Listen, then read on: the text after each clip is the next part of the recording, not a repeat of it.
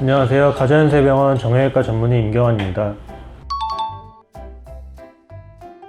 바늘살 연골판은 무릎 안에 있는 해부학적인 구조물이고, 특히 이제 대퇴골이랑 허벅지뼈, 경골 사이에 위치해 있는 구조물이고요. 섬유 연골로 이루어져 있는 그런 구조물입니다.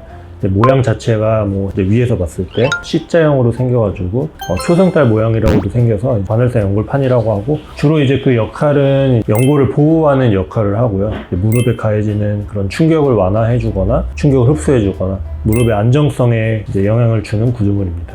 이렇게 말씀드리기 조금 그럴 수 있는데, 음식 중에서 이제 도가니탕이라고 있잖아요. 거기서 이제 말하는 도가니가 실제 그 동물의 바늘살 연골판입니다. 그 바늘살 연골 파열의 원인은 여러 가지 있을 수 있는데, 크게는 이제 외상성 그리고 비외상성으로 나눌 수 있고요. 외상성은 주로는 이제 젊은 환자분들이 스포츠 활동이나 이런 거 하시다가 다쳐서 생기는 경우가 있고, 비외상성은 퇴행성 변화로 생기는 이제 파열인데, 연세가 있으신 분들이 이제 퇴행성 관절염 같이 무릎에 누적되는 하중이라든지 이런 충격이 점점 나이가 들어감에 따라서 연골판이 조금 약해지고 해서 생기는 퇴행성 파열로 구분을 할 수 있습니다.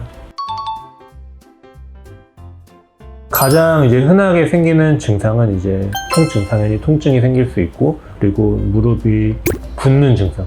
붓는 거는 주로 이제 관절 안에 바늘살 연골판이라고 하는 구조물이 파열이 되거나 문제가 있으면 이제 안에 쉽게 말하면 물이 차거든요. 그래서 이제 그게 겉에서 이제 부은 것처럼 보이는 것을 말하고요. 그 외에도 이제 특별하게 생길 수 있는 증상은 잠김 증상이라고 하는데, 무릎을 이렇게 굽혔다 펴거나 아니면 앉았다 일어날 때 어느 일정 각도에서 무릎이 딱 걸려서 이제 안 움직이는 증상, 혹은 어느 일정 각도가 됐을 때 딱딱 걸리는 소리가 나거나 이런 증상이 이제 생길 수 있습니다. 일단은 병원에 오시게 되면 통증 소견이라든지 이런 거 얘기를 들어보고, 신체 진찰도 이제 저희가 해보고요. 이제 의심이 되면 검사를 해보는 건데, 일단 가장 기본적으로는 엑스레이 검사를 해서 단순히 연골판 파열만 보는 건 아니고, 퇴행성 관절염 같은 이제 갖고 계신 다른 무릎에 질환이 있는 경우가 있는지를 판단을 먼저 하고요. 바늘살 연골판 파열이 의심이 되면 이제 결국은 그걸 볼 수 있는 검사를 해야 되는데요. 초음파도 일부 이제 연골판을 볼 수는 있는데, 치료법을 결정하는 데 있어서는 이제 연골판 파열의 정확한 위치라든지 파열의 정도, 모양 이런 걸 구분을 해야 되는데, 그런 거를 초음파로는 다 구분하기 쉽지가 않습니다. 사실 바늘살 연골판 파열의 이제 가장 특이적인 검사는 MRI 검사입니다. 그래서 바늘살 연골판 파열을 확실하게 확인할 수 있는 검사는 MRI 검사고요. MRI 검사를 하는 이유는 당연히 이제 연골판 파열이 있는지도 봐야 되고, 그 외에 이제 연골의 손상 정도라든지 아니면 무릎 안에 있는 다른 인대들, 전방 십자인대, 후방 십자인대도 있고 양쪽에 측부인대도 있고, 이런 동반 손상이 있는지도 같이 봐야 되기 때문에 무릎 관절을 정확하게 보기 위해서는 이제 MRI 검사를 시행하고 있습니다. 첫 단계는 비수술적인 치료를 당연히 이제 시행을 해볼 수는 있는데, 그 방법은 이제 약물 치료, 주사 치료라든지 체외 충격파 치료 같은 걸 해보면서 증상을 일단 완화시키고 현재 불편한 증상을 개선시키려고 하는 치료를 해보는데요. 그러니까 퇴행성 변화로 생긴 바늘살 연골판의 파열들은 처음에는 이런 이제 비수술적인 치료를 먼저 해보게 되어 있습니다. 기본적으로 바늘살 연골판은 자연적으로 이제 치유되는 능력이 좀 떨어지는데요. 특히 이제 바늘살 연골판에 이런 구조물이 있을 때 가장 내측 부분 3분의 1 정도는 혈행 공급, 쉽게 말하면 피가 잘 도달을 못하는 조직이고, 바깥쪽 3분의 1은 혈행 공급이 풍부해서 자연적으로 어느 정도 잘 아물 수 있는 부위입니다. 그리고 가운데 3분의 1 정도는 중간 정도.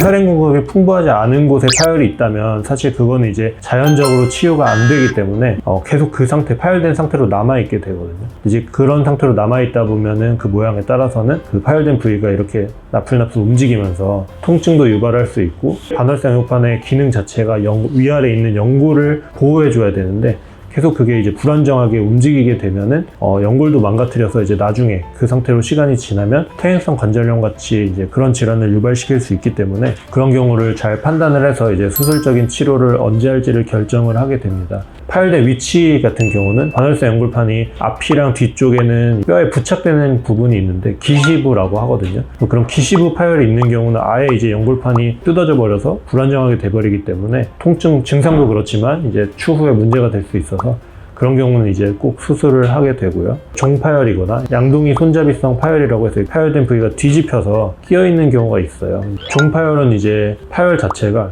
버티컬 모양이라고 하는데 말 그대로 이제 위랑 아래쪽으로 파열이 있는 거고, 이제 수평 파열은 그 반대의 개념인데 이제 이런 모양으로 있는 거고, 종파열이라든지 양동이 손잡이성 파열 같은 경우는 주로 이제 외상성이랑 연관이 있기 때문에 그런 경우는 이제 조금 빠른 수술적 치료가 도움이 될 수 있습니다. 그리고 나중에 문제가 될 확률이 높기 때문에 그런 경우는 이제 수술이 꼭 필요하다고 판단을 하게 됩니다.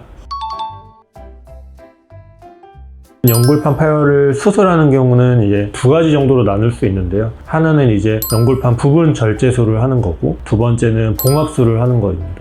두 가지 방법 다 요새는 대부분 이제 뭐 상처를 크게 내서 하진 않고요. 관절 내시경을 이용해서 구멍을 이제 무릎 쪽에 2개나 3개 정도 만들어서 내시경을 보면서 이제 시술을 하게 되는데, 말 그대로 봉합술은 그 파열된 부위를 이제 실이나 이런 수술할 때 쓰는 기구들이 있어요. 그래서 그런 걸 이용해서 봉합을 한다거나, 기시부 파열일 때는 그 뼈에 붙여줘야 되기 때문에 뼈에 터널을 만들거나 해서 연골판의 원래 모양을 회복을 시켜주는 게 이제 봉합술이라고 보면 되겠고요.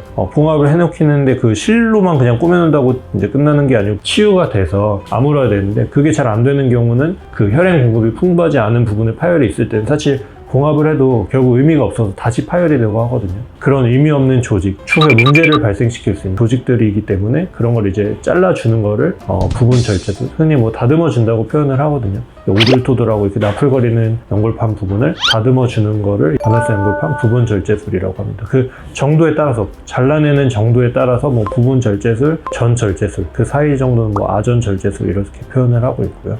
보통 이제 절제술 같은 경우는 퇴행성으로 생기는 수평 파열 같은 경우라든지 방사형 파열이 있다거나, 혹은 이제 연세가 많으신 분들 같은 경우는 아까 말씀드린 뭐 양동이 손잡이형 파열 같은 게 있더라도 사실 꼬매놨을 때 아무는 능력 자체가 떨어져서 그 이후에 다시 파열이 생겨서 또 두 번째 수술한다거나 이럴 수 있기 때문에 처음에 설명을 드릴 때 좀 더 재파열될 가능성이 아무래도 연세나 이런 걸 고려했을 때 좀 더 있을 것 같다, 동의를 하시면 그냥 처음에 좀 더 많이 잘라내더라도 한 번에 이제 수술을 하는 경우도 있고요. 연세나 이런 여러 가지를 종합적으로 고려를 해야 되고요. 비록 나이가 젊으시지만 연골 상태가 이미 나이가 많으신 분들처럼 많이 망가져 계시는 분들이 있어요. 그런 분들도 이제 그런 걸 고려해가지고 어떤 수술을 해야 될지 결정을 하는 거죠. 기본적으로 연골판, 반월상 연골판이라고 하는 구조물의 역할 자체가, 기능이 연골을 보호해주는 역할이다 보니까 당연히 우리 몸에는 필요한 조직이죠. 파열이 있을 때는 그 기능을 이미 상실한 거라서, 자연적으로 잘 아무는 부위면은 시간이 지났을 때 잘 아물면 당연히 이제 뭐 운동이나 일상생활 다 똑같이 하실 수 있고요. 근데 이제 만약에 뭐 파열된 것을 봉합을 한다 그러면 이제 해부학적인 구조물을 회복을 하려고 하는 수술이기 때문에 그 이후에 이뤄지는 뭐 재활이라든지 이런 것만 충실히 수행이 된다면 그 전과 이제 똑같이 생활을 하셔도 큰 문제는 없을 것 같고요.